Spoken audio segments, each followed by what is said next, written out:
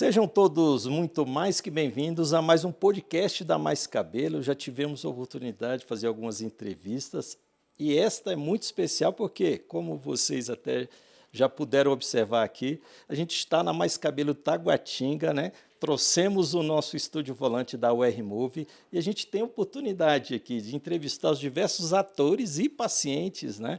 Que têm a oportunidade de fazer tratamento aqui na Mais Cabelo e eu tenho aqui a honra de receber minha querida amiga, a doutora Tassiana, que é médica aqui na Mais Cabelo. Inclusive, há 2 dias atrás, se eu não me engano, eu fiz um acompanhamento com ela, pré-operatório, né, doutora? Isso. E fiquei muito empolgado, né, com aquilo tudo que a doutora me falou, e a gente vai ter a oportunidade de destrinchar um pouco mais da nossa conversa, né, doutora? Seja muito Claro, bem-vinda. obrigada. E a senhora é dermatologista, né, doutora? Isso, eu sou pós-graduada em dermatologia e tricologia e medicina capilar. E, doutora, assim, a gente tem conversado muito sobre a gama de tratamentos, né, que se tem para a questão da calvície, não só masculina, né, mas Sim. também feminina. E eu até tenho dado um testemunho a respeito do teste genético, tá? E o que eu sempre tenho falado é porque eu estou em tratamento aqui na Mais Cabelo desde janeiro, né? E a Deise sempre me falando teste genético, tal, não que seja tão caro assim, mas eu falei, já gastei tanto, tal, vou gastar mais com esse teste genético. Ela, Luciano, faça, porque é interessante, né? E aí, há uns 2 meses atrás, eu falei, ela me pegou na veia boa, falei, vamos fazer esse teste genético, né? E aí eu fiz o teste genético e a senhora me deu, assim, uma excelente notícia, porque foi a senhora que fez a análise do meu teste genético, né? Correto. E eu vi que eu ganhei, né? Potencializou o investimento que eu fiz no teste genético, porque eu estava fazendo uso de uma medicação, que é a do Dusterida, e a senhora me perdoe a ignorância, né? Porque a gente pensa que é um plus, né? Melhor do que a finasterida. E para minha surpresa, o teste genético sinalizou que a finasterida é mais eficiente para mim, né? E olha que interessante, eu poderia, de repente, passar o resto da vida tomando a dudasterida e não sabendo que a finasterida teria uma melhor eficácia no meu caso, né? Então, é por isso que eu gosto desse testemunho a respeito do teste genético, né? Porque eu ia passar o resto da vida tomando a medicação errada. É isso mesmo, doutora? Exatamente. Eu gosto também bastante da indicação do teste genético. Eu falo que é um investimento, né? Que você poupa tempo, dinheiro e cabelo quando você faz o teste genético. A gente consegue direcionar o tratamento do paciente, né? E ele é personalizado. Então, ali a gente consegue descobrir quais são as medicações que melhores bloqueiam a queda capilar, né? Que bloqueia a enzima 5-alfa-redutase. Então, no seu caso, por exemplo, né, a finasterida é superior, seu corpo nem responde à dutasterida, então já valeu o investimento, né? Eu penso que é dessa maneira.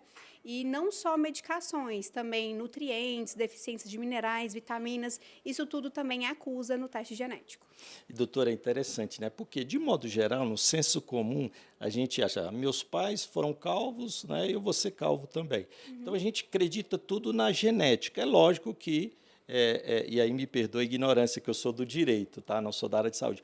Mas a gente acredita que é a genética, eu não tenho como correr da genética, né? E, ao mesmo tempo, e aí tanto nesse testemunho que eu dei a respeito do teste genético, como também, né, a partir daqueles estudos que a gente vai desenvolvendo por conta própria, né, com o Dr. Google, a gente percebe que tem uma série de condicionantes que interferem na queda do cabelo, né?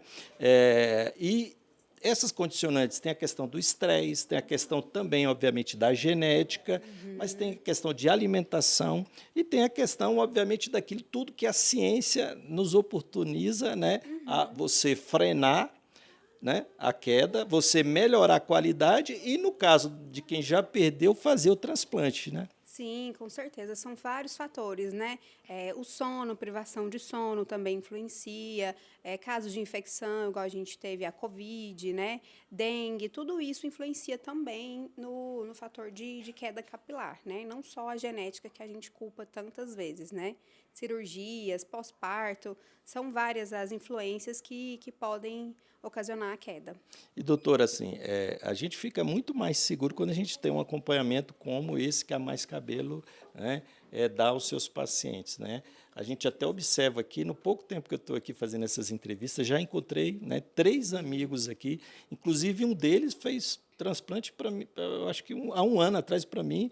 A gente, às vezes, né, por isso que é interessante a pessoa perceber que o investimento que a gente faz não é só no implante necessariamente, existe todo um acompanhamento prévio, né, ao transplante, mas também posterior, né? Então, o Sim. paciente fica ligado à clínica, né, geralmente por um ano ou até mais, né? Sim, eu acho isso muito importante, porque, por exemplo, em outros países, Estados Unidos, Espanha, Portugal, esses pacientes que procuram tratamento, até na Turquia, né, que muita gente viaja para fora, não tem esse acompanhamento. Então, vai lá, faz a cirurgia, vem embora e fica sem acompanhamento.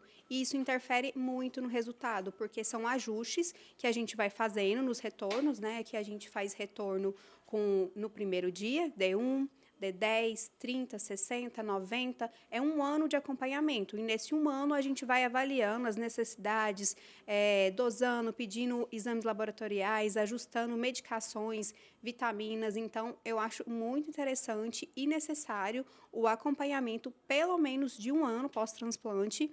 E muitos pacientes, na verdade, eles não param o tratamento, eles continuam, vão intercalando, espaçando com mais tempo, mas eles continuam aqui com o acompanhamento com a gente. E, doutora, assim, eu tenho vários amigos que fizeram transplante capilar, né? E casos de colegas que saíram do estado, no caso aqui do Distrito Federal, né, saíram do país, né?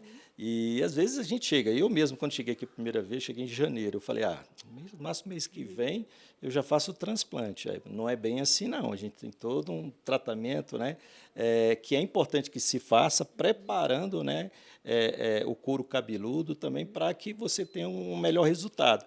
E a gente fica pensando também essa questão, né? Você imagina um indivíduo, ele sai, ele pega um voo de 10 horas, né? Já chega estressado naquele local, faz uma cirurgia, né? Fica pouco tempo ali né, se recuperando, já pega um voo de volta.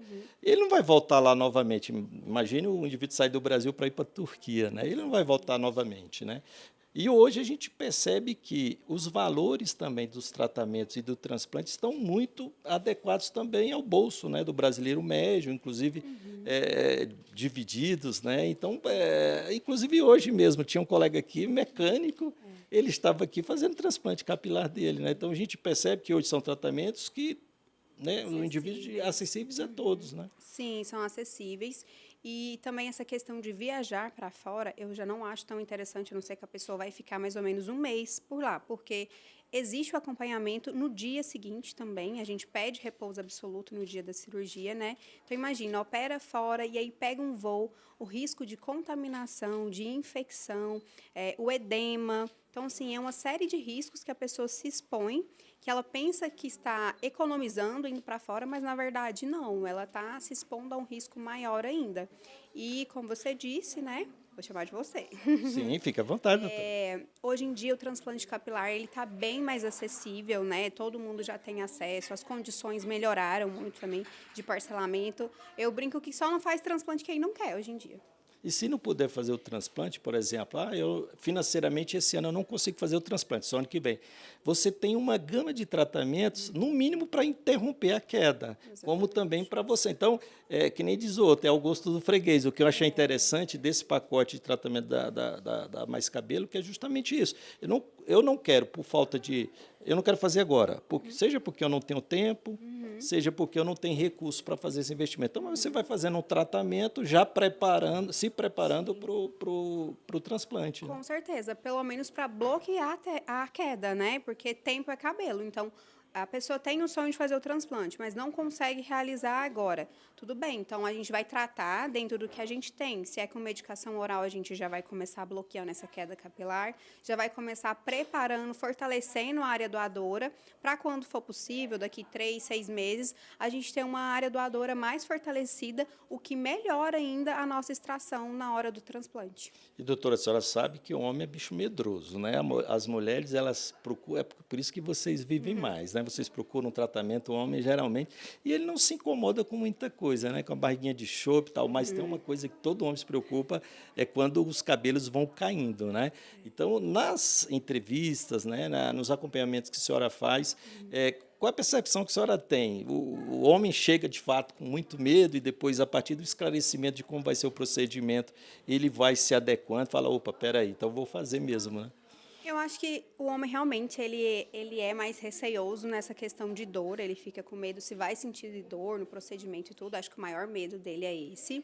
Mas eu percebo que os homens são bem decididos. Quando eles chegam já no consultório, eles já chegam decididos que querem resolver aquele problema de calvície. Então, quando eles chegam é porque eles já decidiram que querem tratar, que querem dar um jeito, porque isso mexe muito com a autoestima, né, do homem. Eu acho que o que mais mexe com a autoestima do homem é a calvície. Doutor, a gente está falando de homem, porque a gente sabe que o público, ele é, assim, na minha cabeça, 80-20, né? 80 homens, 20 mulheres, por cento, né? Mas os tratamentos que hoje tem, e falo isso até porque a minha esposa, ela fez há um ano, né, bariátrica, e a gente percebeu no cabelo dela como ficou bem debilitado. E eu estou tentando trazê-la para cá justamente para ela fazer um tratamento, porque a Mais Cabelo não é só transplante, né? Não. Tem uma série de tratamentos que podem para homens e para mulheres, né? Sim, nós temos também muita demanda. Claro que o maior público nosso ainda é o masculino, por ser uma clínica de transplantes, mas nós também fazemos tratamentos capilares e a gente tem muitas pacientes mulheres também que nos procuram pós-bariátrica, pós-parto ou com alopecia androgenética, afinamento mesmo capilar. Então, no caso da sua esposa, tem o estresse pós-cirúrgico de uma bariátrica, né, que não chega a ser pela anestesia, mas sim qualquer estresse cirúrgico pode ocasionar uma queda, né? E também a deficiência de vitaminas e minerais, que ela vai ter que suplementar pelo resto da vida dela, provavelmente, né? Sim, sim. Com acompanhamento médico. E essa deficiência de absorção mesmo dos minerais que leva essa carência nutricional que leva à queda capilar, porque o nosso organismo, ele entende cabelo e unha não é prioridade, não são vitais. Então, para o nosso corpo, isso é a última parte a ser nutrida. Então, quando está com baixa de deficiência de vitaminas e minerais, o nosso cabelo fica por último. Então, isso leva à queda. E tem também essa questão das dietas restritivas, né, alimentares, que as pessoas fazem muito. E no caso da mulher em específico, a gente sabe que as mulheres elas submetem a tratamentos, tratamentos não, né, a procedimentos nos Mais salões agressivos, né? muito agressivos, né, com químicas. É lógico que a indústria farmacêutica melhorou muito esse aspecto, mas ainda há muita agressão para as mulheres, né, nos tratamentos e nos produtos, né? Sim. E a Mais Cabelo ela tem uma série de tratamentos que podem auxiliar isso, né? E a gente até brinca, né, nós homens, né? Quando vai ver lá o extrato e verificar a quantidade do cartão, a quantidade de tratamento, porque é muito caro, né? A mulher, ela para se cuidar. E às vezes ela, né, quer economizar ou acha que vai gastar porque está fazendo tratamento capilar, e na verdade é necessário e importante É também. Né? necessário, não é um gasto, é um investimento da mulher. Investimento, exato, exato, exato. Normalmente esses tratamentos eles tendem a ser mais caros mesmo porque é uma recuperação. E essa recuperação ela não é de um dia para o outro, é um tempo. A gente leva um tratamento aí no mínimo de 3 meses para a gente conseguir ter uma melhora capilar, né? Então demanda um tempinho e realmente um investimento. A senhora, como dermatologista, obviamente, ao longo da carreira, no caso da dermatologia, eu acho que inverte-se, né? Ou até maior, né? 90% mulheres e talvez 10% homens, né? Que cuida da pele, né? Felizmente. No caso do tratamento capilar é o contrário, né? É invertido. Então, é a experiência que a senhora tem de ter um público diferenciado, né? Sim e não. O que acontece? No meu caso, eu acabei vindo para a tricologia, para a área do transplante e tudo, porque o meu público é muito masculino também. Então, acaba que no consultório de dermatologia, apesar da demanda ser alta do público de mulheres, o meu público de tricologia era muito alto. Então, eu vi que eu me identificava muito, porque eu já tenho alopecia androgenética, então eu me compadeço da dor do paciente, da alopecia androgenética, da calvície feminina, e sempre busquei me atualizar e estudar sobre o tema. Então, devido ao meu alto índice de pacientes na área de tricologia, eu acabei vindo para o transplante capilar. Me desculpe a pergunta, a senhora tem descendência portuguesa? Espanhola. Espanhola, né?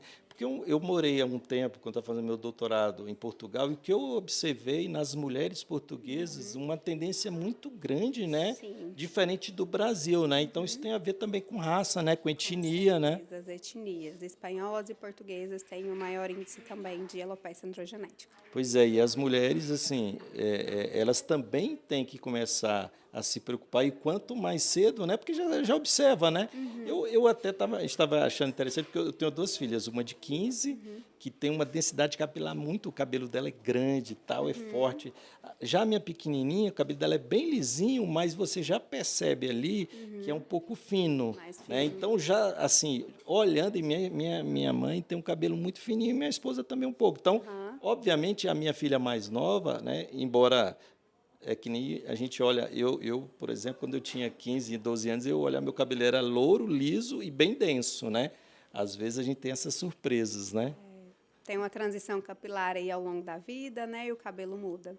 Mas assim, olhando, e até já caminhando para finalizar, até porque eu sei que a senhora tem as consultas da senhora, mas a gente tem alguns marcadores, porque a gente até já, em algumas entrevistas que a gente fez antes, a gente estava conversando sobre isso, né? É que, às vezes, o jovem, um homem lá com seus 18, 19 anos, ele já começa a verificar uma perda capilar.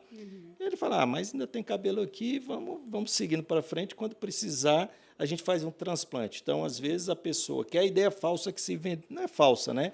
Até pela evolução, mas assim que chegou os transplantes capilares, se vendia como uma solução definitiva, ou seja, você não ia precisar mais usar medicação, e a gente sabe que não é bem isso. Você tem que fazer o transplante, mas você tem que continuar com a medicação, né? Então, é importante a gente falar sobre isso, porque se você pode antecipar o tratamento e ter uma gama de tratamentos capilares já desde muito cedo, obviamente você vai ter um ganho muito maior e vai também economizar, né? O transplante, eu sempre falo para os pacientes o seguinte: o transplante não é a cura da calvície. Não adianta fazer o transplante e depois não usar as medicações ou não fazer os tratamentos clínicos. O transplante, o cabelo vai estar ali, o cabelo transplantado, mas o que não foi transplantado vai sofrer ação hormonal, vai ter queda, vai ter afinamento, porque é do seu DNA, é uma luta contra a sua genética, né? Então, o transplante não é a cura de calvície, precisa de tratamento coadjuvante, né, oral e também clínico, mas, como você falou, quanto antes a gente observar que já tem essa tendência, sei lá, paciente de 23 anos que a gente já operou aqui, um exemplo que a gente teve, um paciente bem jovem, 23 anos, já tinha uma entrada bem avançada, já era o histórico dele familiar de calvície, então, quanto antes o paciente operar, vai ser melhor. Maior vai ser a área doadora dele, melhor vai ser o transplante e vai ser um acompanhamento aí pelo resto da vida. Doutora Tassiana, muito obrigado, né, por você disponibilizar o seu precioso tempo, que a gente sabe que o dia da senhora aqui é puxado. Eu acompanhei no dia que eu vim aqui para a minha consulta e acompanhei hoje também. A senhora não para, praticamente não tem horário de almoço, então, mas eu gostaria de agradecer muito os ensinamentos que a senhora deu para a gente nessa entrevista. Obrigado. Disponha. Obrigada a vocês.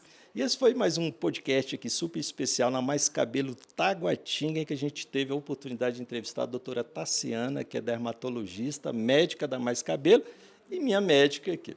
Forte abraço a todos, até o próximo podcast da Mais Cabelo.